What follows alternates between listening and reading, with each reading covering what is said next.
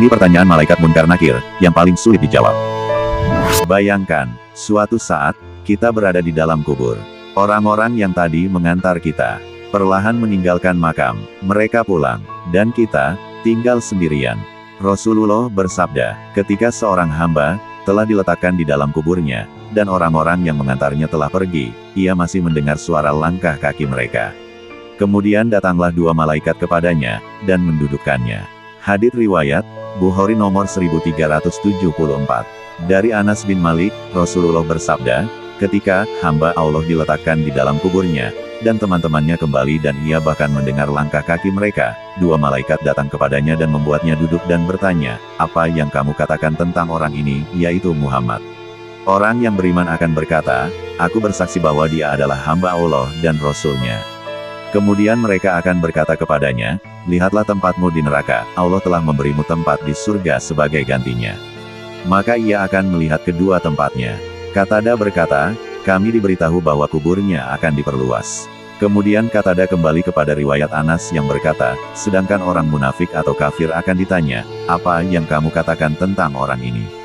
Ia akan menjawab, aku tidak tahu, tetapi aku biasa mengatakan apa yang dikatakan orang-orang. Maka mereka akan berkata kepadanya, kau tidak tahu dan tidak mengambil petunjuk dari membaca Al-Quran. Kemudian ia akan dipukul dengan palu besi sekali, sehingga ia mengeluarkan teriakan yang didengar oleh semua yang mendekatinya, kecuali jin dan manusia. Hadits riwayat, Bukhari nomor 1374. Bayangkan suasananya, gelap, sunyi, tidak ada lagi keluarga, tidak ada lagi teman, tidak ada lagi jabatan, tidak ada lagi harta. Kemudian, dua malaikat bertanya, apa yang dahulu kamu katakan tentang orang ini, yaitu Muhammad? Orang beriman akan menjawab, aku bersaksi bahwa dia adalah hamba Allah dan Rasul-Nya. Namun orang yang tidak beriman akan berkata, aku tidak tahu, aku hanya mengatakan apa yang dikatakan orang-orang. Hadits riwayat, Bukhari nomor 1374. Dan dalam riwayat Sahih Muslim nomor 2871, disebutkan pertanyaan yang lebih jelas. Siapa Robku? Orang beriman menjawab, Allah adalah Robku, dan Muhammad adalah Rasulku.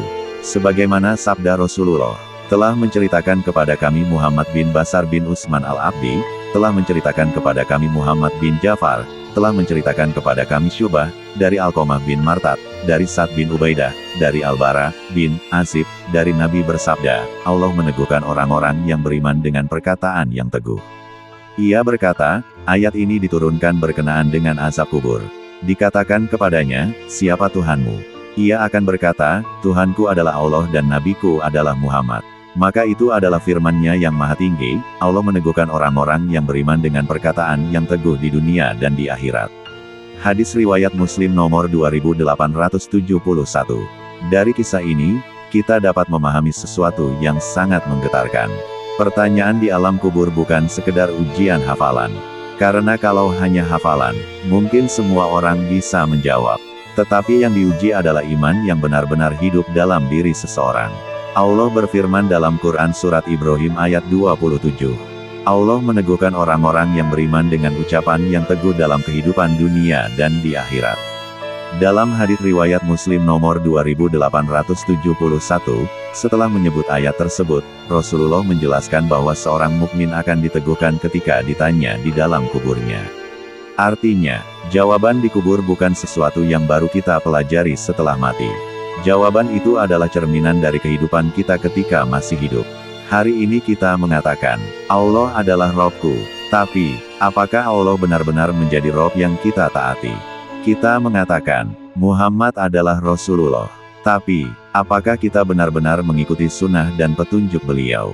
Karena nanti, ketika semua suara manusia menghilang, ketika harta tidak lagi berguna, ketika keluarga tidak bisa membantu, yang tersisa hanyalah iman dan amal yang kita bawa. Allah sudah memberi peringatan dalam Quran Surat Ibrahim ayat 27. Allah meneguhkan orang-orang yang beriman dengan ucapan yang teguh dalam kehidupan dunia dan di akhirat. Maka jangan menunggu sampai berada di dalam kubur untuk belajar mengenal Allah. Jangan menunggu kematian untuk mulai mencintai Rasulullah. Mulailah sekarang. Perbaiki sholat, perbanyak taubat, pelajari Al-Quran, ikuti ajaran Rasulullah. dan tanamkan tauhid sedalam-dalamnya. Karena suatu hari nanti, mungkin kita akan berada di tempat yang sama, sendirian, tanpa siapa-siapa, dan akan datang pertanyaan, siapa Robmu? Semoga saat itu, bukan sekadar mulut kita yang bisa menjawab, tetapi Allah benar-benar meneguhkan kita, sehingga kita mampu berkata, Allah adalah Robku, Muhammad adalah Rasulku, dan semoga Allah menjadikan kita termasuk orang-orang yang diteguhkan, dengan perkataan yang teguh di dunia dan di akhirat.